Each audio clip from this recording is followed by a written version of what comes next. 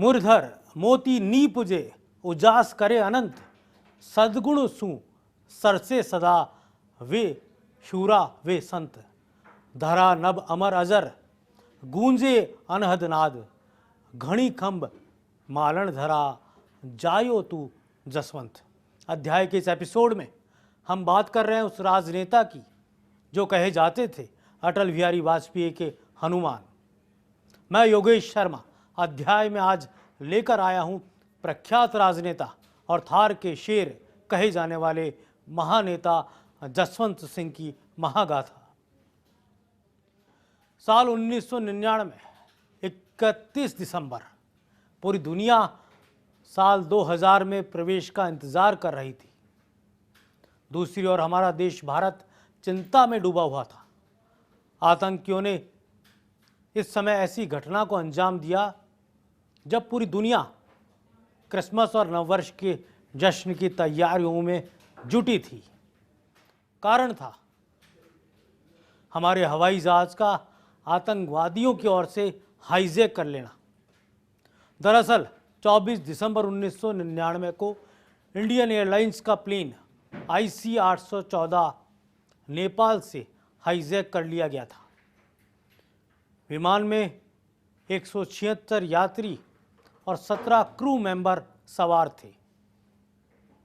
बंधकों को 7 दिन तक बंधक बनाए रखा गया और इनकी सुरक्षित रिहाई के बदले 3 खूंखार आतंकवादियों को बाइज्जत जेल से रिहा कर अफगानिस्तान लाने की मांग की गई।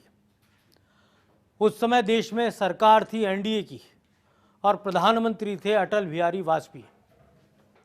आतंकवादी इंडियन एयरलाइंस की इस फ्लाइट को काठमांडू से अमृतसर लाए, फिर लाहौर के बाद अफगानिस्तान में कंधार तक ले गए, जहां पर मौलाना मसूद अजहर, उमर शेख, अहमद जरगर को छोड़ने की मांग की गई थी।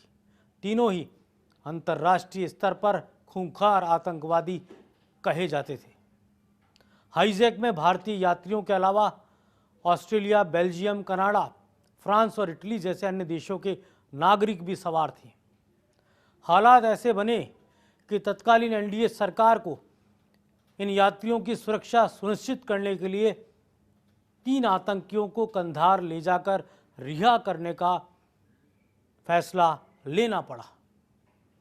भारत की जेलों में बंद मौलाना मसूद अजहर, अहमद जरगर और शेख अहमद उमर सईद को बाहर निकाला गया। विदेश मंत्री जसवंत सिंह विशेष विमान से इन तीनों आतंकियों को अपने साथ लेकर कंधार पहुंचे थे।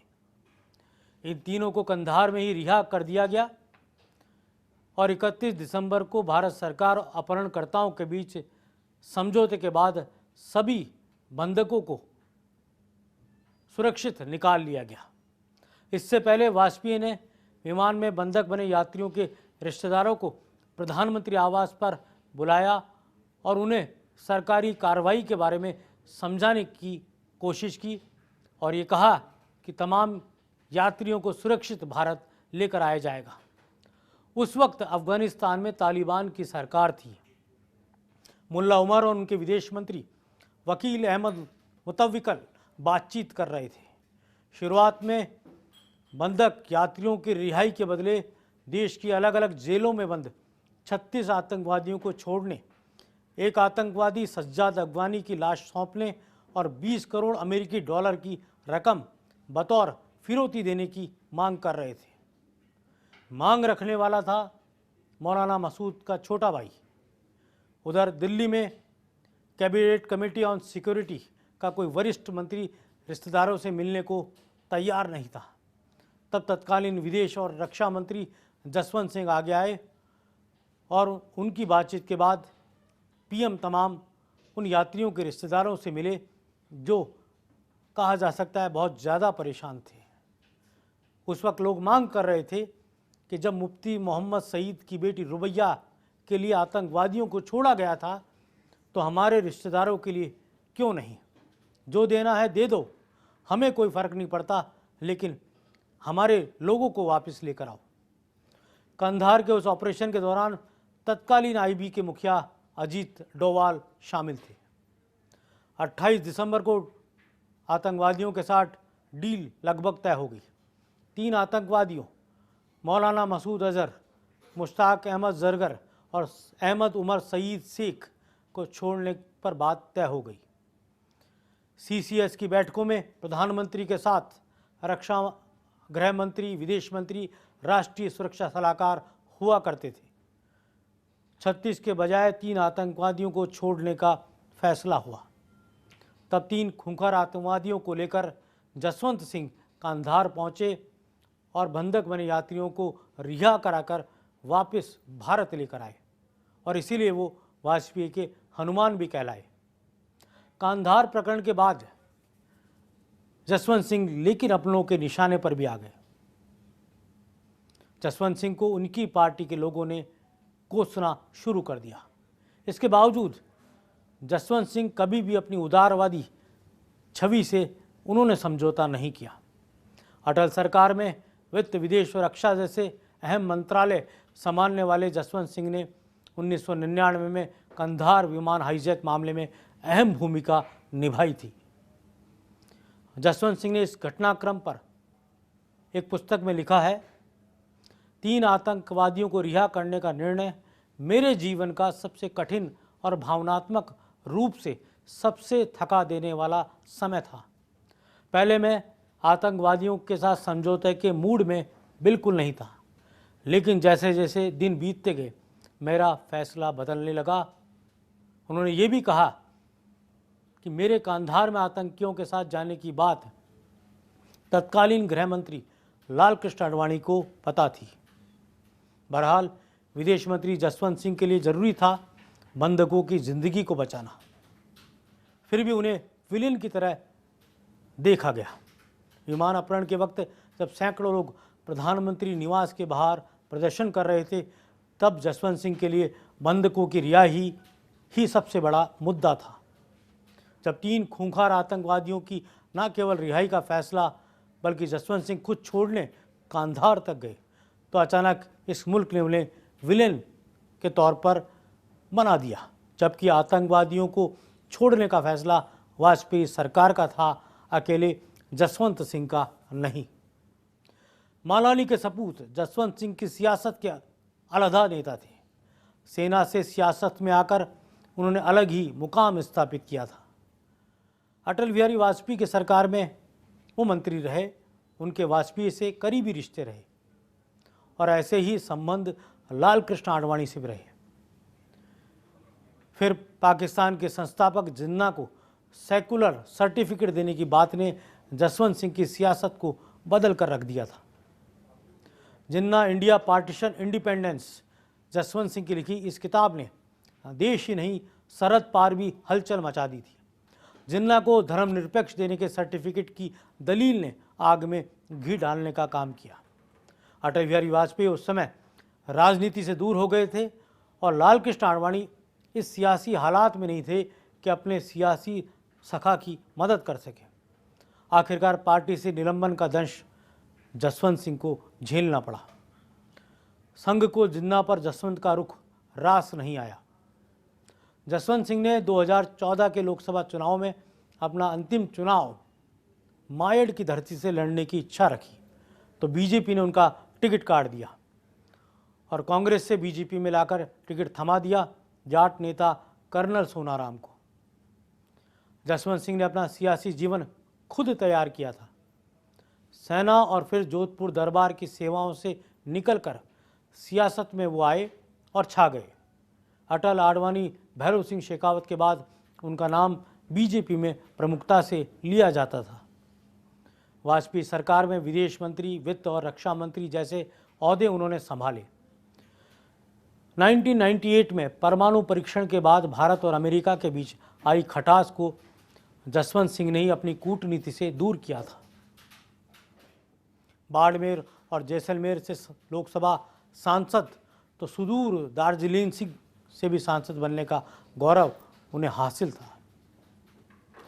पाकिस्तान में मौजूद शक्तिपीठ हिंगलाज के दर्शनों के लिए जसवंत सिंह जत्था लेकर सरहद पार गए थे। वे पहले ऐसे राजनेता रहे जो हिंगलाज तक पहुंचे थे। आज जसवंत सिंह हमारे बीच नहीं है, लेकिन रियाण से उपजी सियासत उन्हीं के कारण चर्चित हुई थी। मालानी मारवाड़ में कहा जाता है, जिन घर चौखट जूता घड़ेरा, वठे बैठा देखो अमलदार घड़ेरा। मालानी की इस धरा से उपजी इस वाणी का अर्थ है, अमल या अफीम के शौकीन कहाँ जमा हुए हैं और कहाँ रियाण हो रही है, इसका पता घर के बाहर उतरी हुई जूतियों से लगाया जाता था। थार के मरुस्थल में चाहे खुशी हो या गम, रियाण के बिना त्यौहार अधूरा ही माना जाता है और अधूरी मानी जाती है यहाँ की सियासत।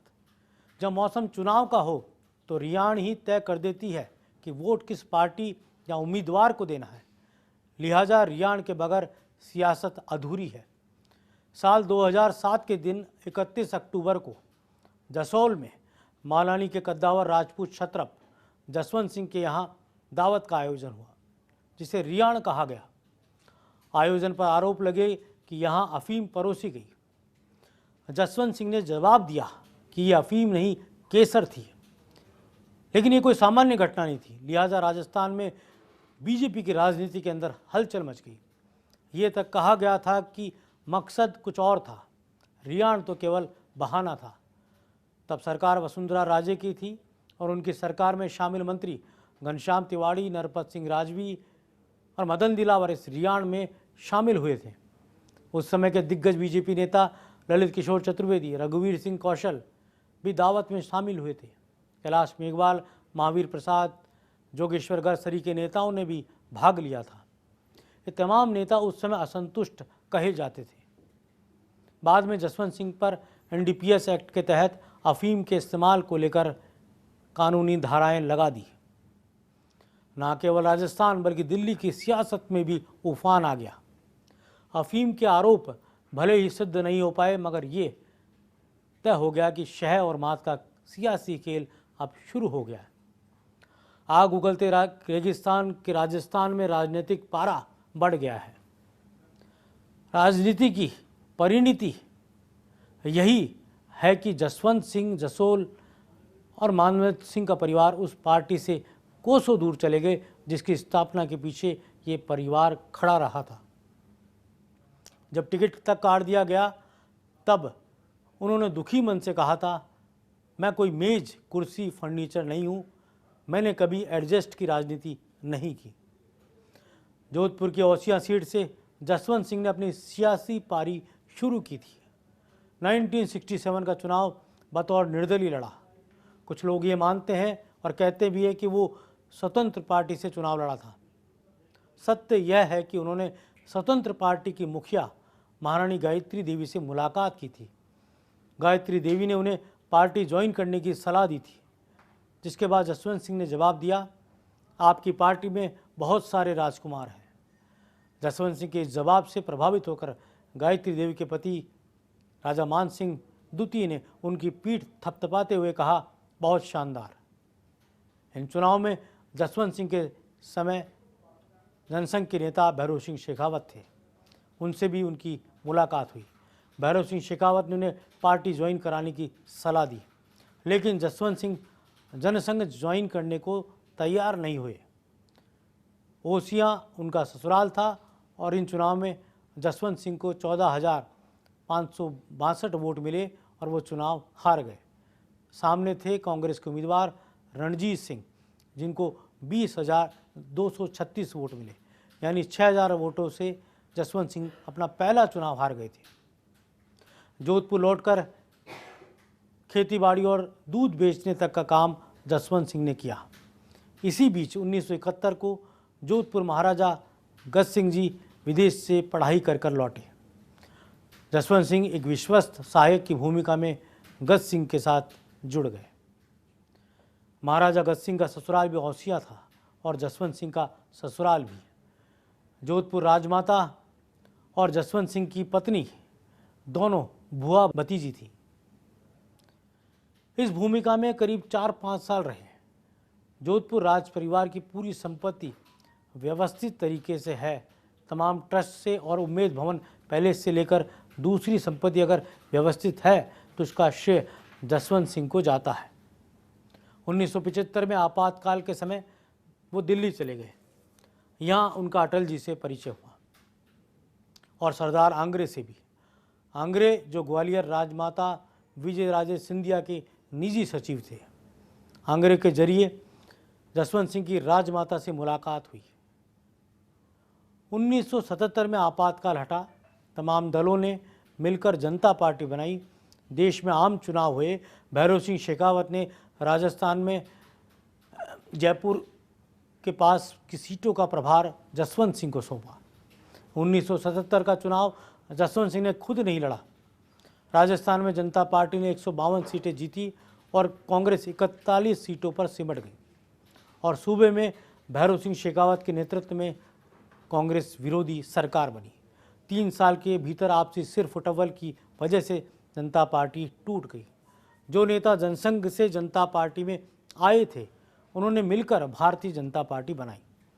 1980 में भैरों सिंह शेखावत ने राजस्थान से राज्यसभा के लिए जसवंत सिंह का नाम आगे किया और ये जसवंत सिंह के संसदीय कैरियर की शुरुआत थी। यही वो वक्त था जब जसवंत सिंह को राष्ट्रीय राजनीति में पहचान मिलनी शुरू हुई। उसकी कई वजह थी। वो बीजेपी के फाउंडर मेंबर थे और इसके साथ ही एक ऐसे पार्लियामेंटेरियन थे जो फर्राटेदार इंग्लिश बोलता हो और हिंदी का भी उतना ही दमदार वक्ता हो। विदेश और रक्षा मामलों के एक्सपर्ट के रूप में उनकी पहचान बनी। रक्षा और विदेश मामलों पर जसवंत सिंह जसोल ने कई किताबें भी लिखी हैं।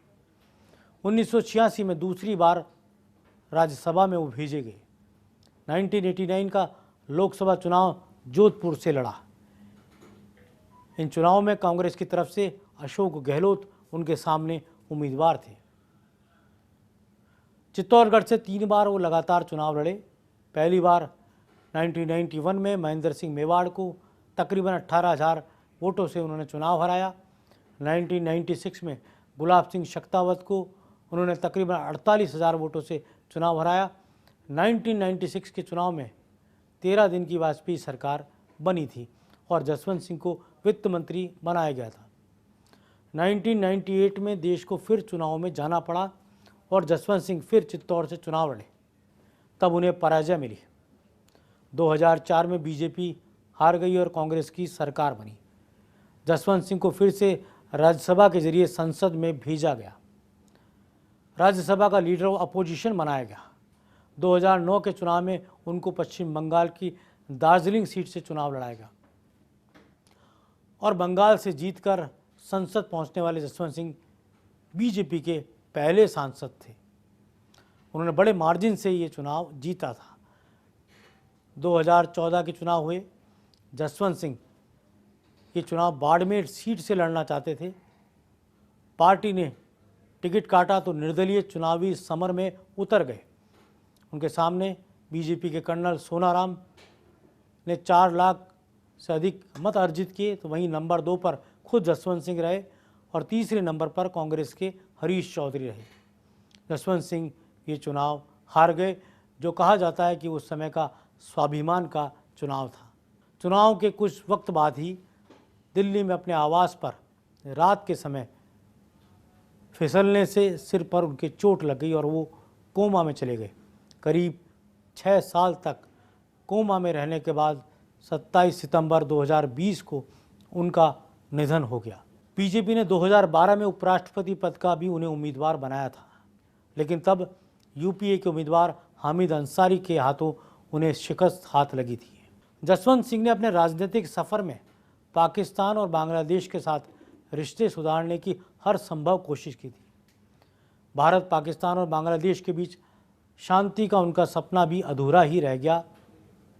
इसे लेकर कभी उन्होंने कहा था, भारत, पाकिस्तान और बांग्लादेश एक ही माँ की सिजेरियन प्रसव से पैदा हुई संतानें हैं, जिनके बीच आपसी रिश्ते बेहतर होने चाहिए। इस दिशा में उन्होंने हर संभव कोशिश भी की थी। मुनाबाव खोखरा पार के बीच थार एक्सप्रेस चलवाकर उन्होंने दोनों देशों के बीच रिश्ते सुधारने की ओर एक कदम बढ़ाया था। यही नहीं, पूर्व प्रधानमंत्री अटल बिहारी वाजपेयी के साथ बस को लेकर पाकिस्तान के लाहौर भी वो गए थे। जुलाई 2001 की आगरा शिखर वार्ता के दौरान जसवंत सिंह एनडीए सरकार में विदेश मंत्री थे।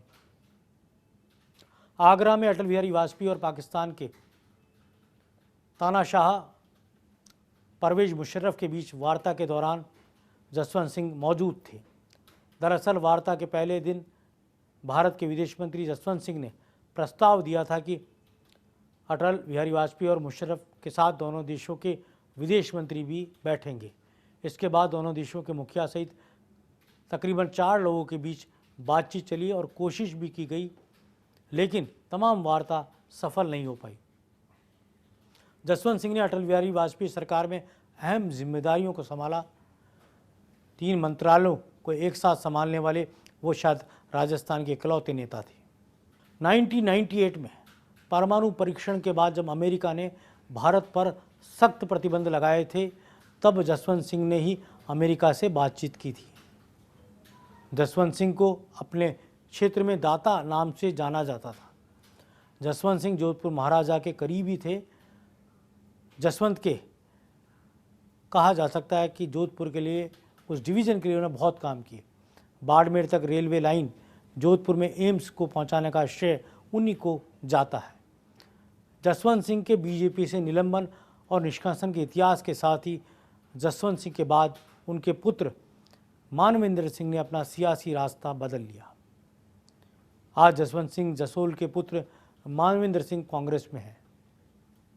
जसोल के दाता, महारानी के शेर जसवंत सिंह आज हमारे बीच में नहीं हैं, लेकिन वह राजस्थान की पहली ऐसी राजनीतिक शख्सियत रहे जिन्होंने देश की राजनीति में वित्त, विदेश और रक्षा मंत्रालय जैसे कद्दावर महकमों को संभाला। उन राजनीतिक घटनाक्रमों के वह गवाह रहे जिनकी चर्चा देश ही नहीं विदेशों में भी आज तक होती है। दृढ़ निश्चय और स्वाभिमानी जसवंत सिंह के बारे में आज इतना ही। अध्याय के अगले एपिसोड में फिर आपके सामने नई राजनीतिक गाथा के साथ हाजिर होंगे। धन्यवाद। जय हिंद।